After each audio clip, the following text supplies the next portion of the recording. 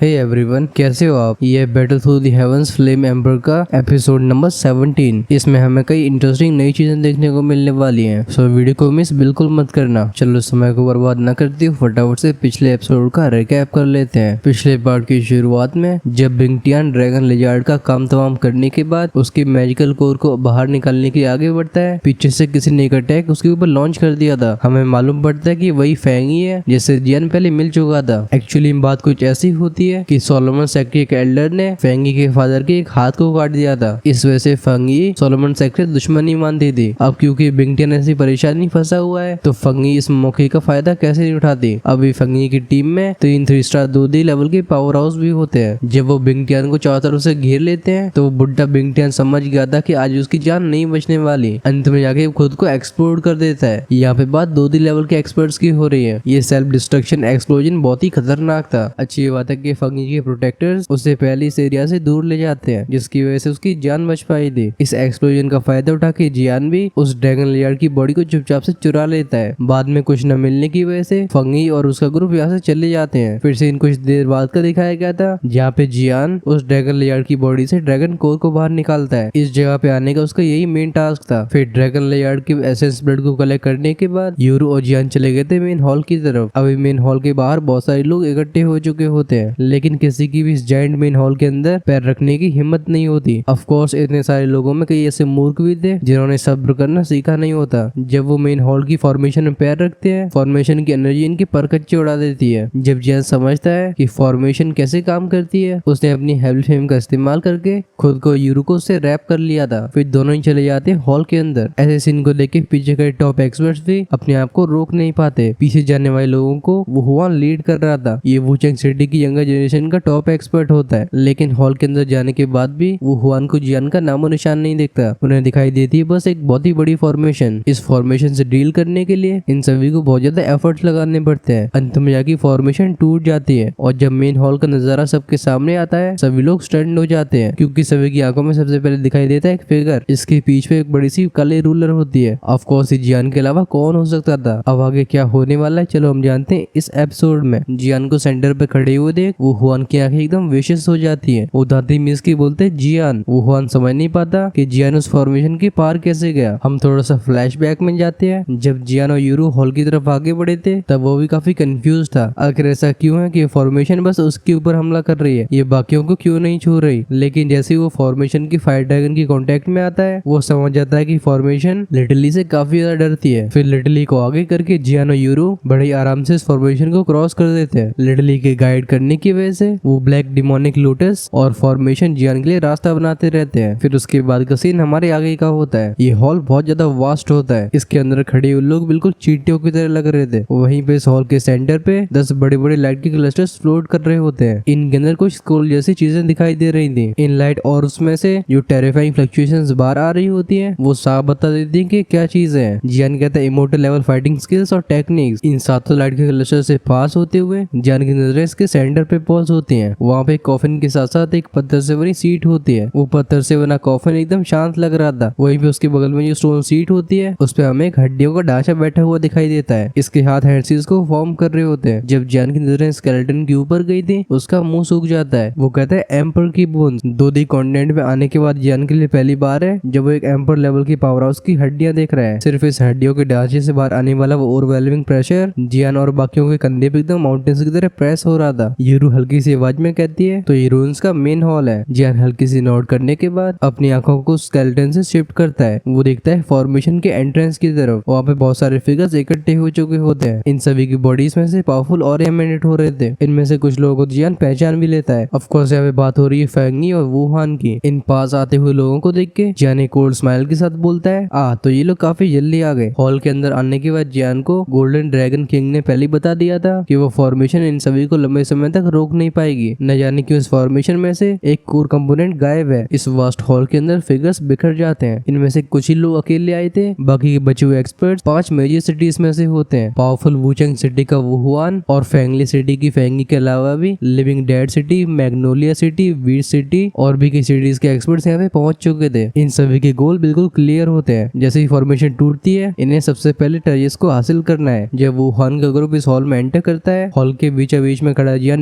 Eventually in सभी के ध्यान को आकर्षित कर लेता है। इन सभी की आंखों में कॉशियसनेस, हॉस्टिलिटी और फ्रेंडलीनेस मिक्स्ड होती है। वुहान के ग्रुप को नोटिस करके जियान स्माइल करता है। ये जियान की तरफ डार्क एक्सप्रेशन के साथ घूर रहे थे। आखिरकार फॉर्मेशन को ब्रेक करने के लिए इन्हें बहुत ज्यादा एफर्ट्स लगाने पड़े हैं। इनके एक्सप्रेशंस को देख के जियान अपनी होठों की मुस्कान की चमकान को रोक नहीं पाता। फाइनली वो इन लोगों को इग्नोर करके यूरो के साथ अंदर की तरफ जाता है। जब वो उस ऊंची सीट के पास आ गया था, वो इस सीट के चारों तरफ कई फिगर्स को नोटिस करता है। वेल ये 7 फिगर्स होते हैं। भले ये सभी फिगर्स लाखों सालों से ऐसे ही बैठे हों, तब भी इन पत्थर जैसे फिगर्स को देख के जियान को एक टेरिफाइंग सेंसेशन फील होती है। ऐसा लगता है जैसे इनकी औरें बता रही हो कि स्टोन सीट के पास आना बिल्कुल अलाउड नहीं है। इन इमोशनलेस स्टोन फिगर्स को देख के यूरो की आंखें भी सरप्राइज से भर गई थी। वो कहती है गार्डियंस। जियान कहता है यस, ये सभी पावरफुल गार्डियंस हैं। हम इनके रेमिनेंट ऑरे को सेंस करके बता सकते हैं कि इन सातों गार्डियंस की स्ट्रेंथ कम से कम 2D क्लास की है, क्योंकि यहाँ पे एम्पर ने अपने शरीर को छोड़ा है, तो ये एम्पर के गार्डियंस होंगे। अभी जियान का चेहरा भी बहुत ही सोलम हो चुका होता है। हालांकि पत्थर की मूर्तियां बिल्कुल हिल नहीं रही हैं, बट ऐसा इसलिए है क्योंकि इन्हें ट्रिगर नहीं किया गया। वो इमेजिन कर पा रहा था जैसे ही पत्थर की मूर्तियां जागती है, तुरंत एक ब्रूटल और फियर्स बैटल शुरू हो जाएगी। जियान की पैनी नजरें इन फिगर से काफी डेंजर सेंस करती है। वो कहता है और तो और जिस तरीके से स्टोन कार्विंग इस मेन हॉल को गार्ड कर रही है, इसका मतलब है कि जिंदा होने में बहुत ही पावरफुल लोग थे। मोस्ट लाइकली एम्पर के सबऑर्डिनेट्स होंगे। हमें इनसे केयरफुल रहना होगा। ये सुन के यूरो का एक्सप्रेशन भी चेंज हो गया था। भले वो इन स्टोन गार्डियंस की स्ट्रेंथ के बारे में ना जानती हो, बट अगर वो सच में एम्पर को फॉलो कर रहे थे, साफ तौर पे एरे गहरे नतु खैरे नहीं होंगे। ये लाइनअप सच में डरावनी है। अगर यहाँ पे मौजूद सारे एक्सपर्ट साथ में काम भी करते हैं, तब भी इन सभी गार्डियंस को हराने के लिए सभी को भारी कीमत चुकानी होगी। यूरो कहती सच में एम्पर यून्स कहलाने की वर्दी है। अगर हमें ऐसी लाइनअप का सामना करना पड़ा, जब यूरो के दिमाग में ख्याल आता है, उसका पूरा शरीर काम जाता है। जियान सीरियस एक्सप्रेशन के साथ यूरो को चेतावनी देते हुए बोलता है, तुम मुझसे बिल्कुल क्लोज रहना, हमें बिल्कुल अलग अलग नहीं होना है। ऐसा कहने के बाद उसके चेहरे पे स्माइल आ गई थी। वो एक दिशा की तरफ मुड़ के दोनों हाथों को कप करता है। जब हम जियान की नजरों को फॉलो करते हैं, तो हमें मालूम पड़ता है कि सामने से चिंगचेन सिटी के एल्केमिस्ट एसोसिएशन का एक मेंबर आ रहा है। ये एल्केमिस्ट एसोसिएशन के एल्डर बाईशान थे। इनके पीछे कई एल्केमिस्ट होते हैं। वो जियान से स्माइल के साथ बोलते ही जियान, लगता है तुम काफी जल्दी यहाँ पे पहुंच गए। ये मेन हॉल है। तुम उस ग्रे वाइट डिवाइडिंग लाइन को तो देख ही पा रहे होगे। ये कमजोर होती जा रही है। मुझे लगता है काफी जल्दी गायब हो जाएगी। जियान भी स्माइल के साथ पूछता है, एल्डर बाईशान, क्या आप भी यहाँ पे इन ट्रेजर्स की वजह से आए हो? और इन 7 लाइट क्लस्टर्स के अंदर क्या चीज है? बाईशान एल्केमिस्ट एसोसिएशन के एक एल्डर होते हैं। अगर औरों से कंपेयर किया जाए, तो जियान की एल्केमिस्ट एसोसिएशन के साथ अच्छी रिलेशनशिप थी। आखिरकार जियान भी एल्केमिस्ट एसोसिएशन का एक नॉमिनल एल्डर होता है। यहाँ पे इकट्ठे होने वाले और लोग या तो जियान से अनफेमिलियर थे, या फिर उसके अपोनेंट होते हैं। बाईशान नोट करके बोलते, हाँ, इन 7 लाइट क्लस्टर्स के अंदर एम्पर की इनहेरिटेंस होगी, लेकिन मुझे ऐसा लगता है कि ये 7 लाइट क्लस्टर्स उन 7 पत्थर की मूर्तियों से जुड़े हुए हैं। मैं इसके बारे में पूरी तरह से श्योर तो नहीं हूँ। खैर, किसके हाथ में क्या लगेगा, ये सबके लक पे डिपेंड करेगा। जियान को देख रही बाईशान की आंखें सेटिस्फेक्शन से भरी हुई थी। सिर्फ 2 लोगों की टीम को लेके इस मेन हॉल में सबसे पहले एंटर करना, ये बहुत ही शानदार परफॉर्मेंस है। अब बाईशान समझते हैं कि प्रेसिडेंट ने यहाँ पे आने से पहले जियान से अच्छी रिलेशनशिप बनाने के लिए क्यों बोला था। जियान भी बाईशान की बात से एग्री करता है। उसकी आंखें फिर से देखती हैं स्टोन स्कल्पचर्स को, मतलब पत्थर की मूर्तियों को,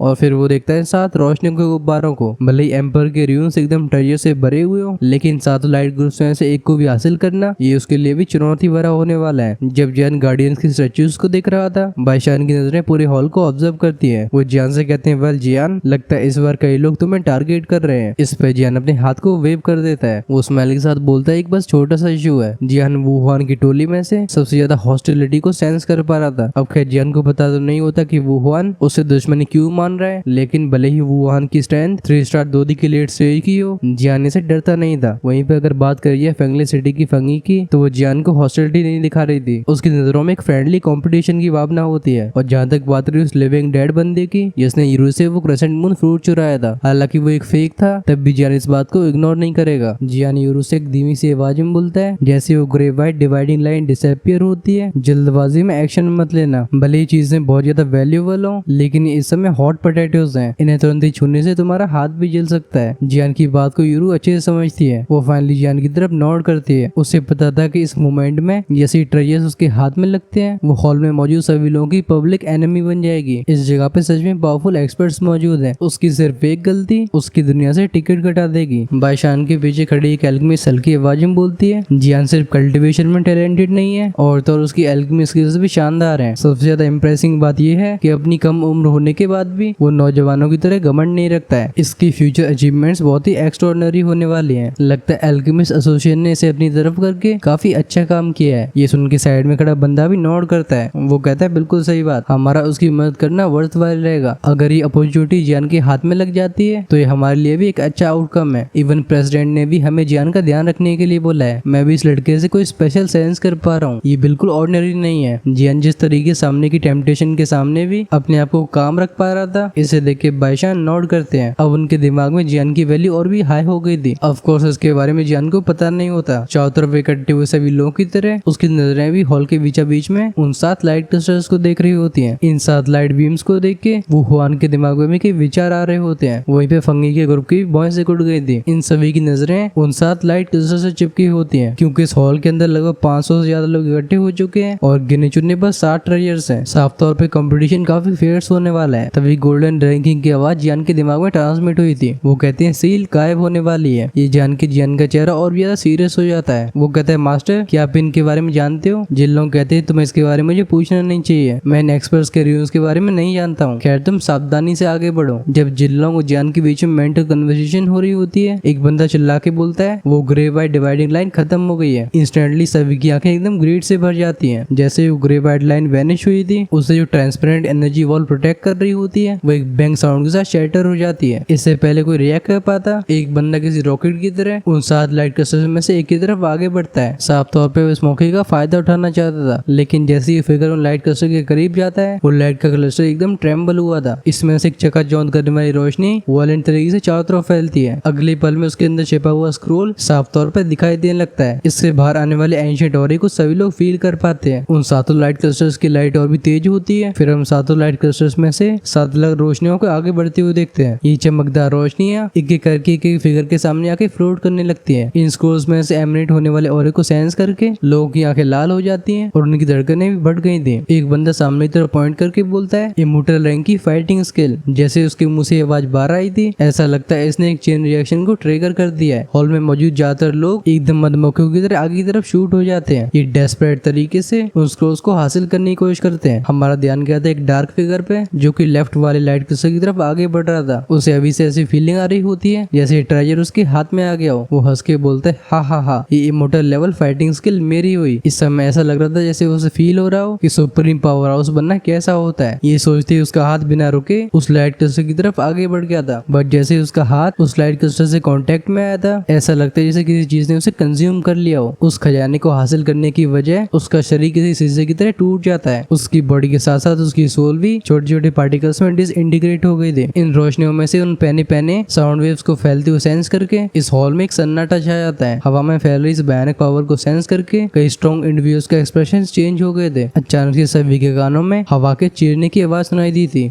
देखते देखते हॉल के सेंटर में व्हाइट मिस्ट इकट्ठी होती है। जब इस सफेद रंग का धुआं हटता है, जिस जगह पे 7 मूर्तियां बैठी हुई थी और वहाँ पे 7 फिगर्स खड़े होते हैं। इन्हें देख के लोगों के गूज़बम्स आने लगते हैं। एक बंदा कहता है डैम, गार्डियंस जाग गए हैं। इन इमोर्टल लेवल की फाइटिंग स्किल्स के लिए हाथापाई पहले बहुत ही खतरनाक थी, लेकिन अब क्योंकि स्टोन स्टैचूज भी जाग गए हैं तो इन ट्रेजर्स तक पहुंचने में एक और डेंजर की लेयर ऐड हो गई है। अभी जान की शांत नजरें इन 7 फिगर्स को ऑब्जर्व कर रही थी। सबसे सामने ग्रे वाइट ओल्ड मैन खड़ा होता है और 6 लोग उसके पीछे बिखरे हुए थे। ये स्टोन स्कल्पचर्स जो कि कुछ समय पहले एकदम लाइवलेस लग रहे होते हैं, अब वो किसी जिंदा प्राणी से अलग नहीं लगते। और तो जियान पीछे के 6 फिगर्स में से टेरिफाइंग स्ट्रेंथ को फील कर पाता है। ऐसा रिफाइंड ऑरा सच में एक्सपर्ट्स का ही हो सकता है। वहीं पे अगर बात करिए सामने की ग्रे वाइट ओल्ड मैन की, तो इसके शरीर में से कोई डेंजरस फीलिंग नहीं आ रही थी, लेकिन जियान को पता होता है कि इन 7 में सबसे पावरफुल यही है। जैसे व्हाइट मिस्ट पूरी तरह से डिसिपेट होती है, इन 7 फिगर्स की ट्रू फॉर्म्स को देख के इस हॉल में क्योस फैल जाती है। कुछ ही समय पहले हॉल में फैली शांति कहीं गायब भी हो जाती है। हम लोगों की आंखों में पागलपन को देख सकते हैं। एट द सेम टाइम वो 7 लाइट क्रिस्टल्स जिनके अंदर वो स्क्रोल्स मौजूद होते हैं, वो 7 रे ऑफ लाइट्स में बदल के उन गार्डियन से मर्ज हो जाते हैं। एक इंस्टेंट में ये 7 फिगर्स जो कि हजारों लाखों सालों से गहरी नींद में जा चुके होते हैं, एक इंस्टेंट में सभी अपनी आंखें खोल लेते हैं। हॉल में एक मर्डर्स ऑरा फैलता है। 7 की आंखें सभी को ऑब्जर्व करती हैं। फिर असली मार्कआउट को शुरू करता है एक गार्डियन। वो चिल्ला के बोलता है टेम्पर ब्रेकर्स, तो हमारे ऊपर दया नहीं दिखाई जाएगी। फिर जैसे इन 6 गार्डियंस ने अपने ऑरे को रिलीज किया था, बूम बूम बूम की आवाज के साथ वो ओवरवेलिंग पावर अनलीश होके कई पैनी पैनी एनर्जी वेव्स को बनाती है। इनके टारगेट हॉल में खड़े लोग होते हैं। जहाँ जहाँ से एनर्जी वेव्स पास हो रही थी, उस जगह के नीचे का फ्लोर एकदम उखड़ता जाता है। ऐसे टेरिफाइंग प्रेशर के अंदर हवा भी एकदम कांप रही थी। सिर्फ ऑरे से बनने वाले अटैक इतने ज्यादा भयानक थे कि एक पीक स्टेज 3 स्टार दूरी भी इनसे सीधे उलझना नहीं चाहेगा। ऐसे डरावनी नजारे को देख के हॉल में मौजूद सभी एक्सपर्ट्स तुरंत ही एक्शन लेते हैं। इन सभी को पता होता है कि फाइनल हॉल में आ चुके हैं। अगर वो इमॉर्टल लेवल की फाइटिंग स्किल्स को हासिल करना चाहते हैं तो ऐसा इन 7 गार्डियंस को हराने के बाद ही किया जा सकता है, वरना सभी के एक्सपर्ट्स एकदम बेकार होंगे। सभी की डेंस कलरफुल ओरिजिन ची सामने की तरफ एक मैसिव वॉल को बना लेती है, क्योंकि एनर्जी से बनी ये वॉल ही उन आ रहे अटैक्स को रोकने में इस्तेमाल होनी थी। अगले पल में बैंग बैंग की आवाज के साथ वो डरावनी सोनिक वेव इस ऊर्जा से बनी दीवार में जाके टकरा जाती है। इन दोनों के कोलाइड होने से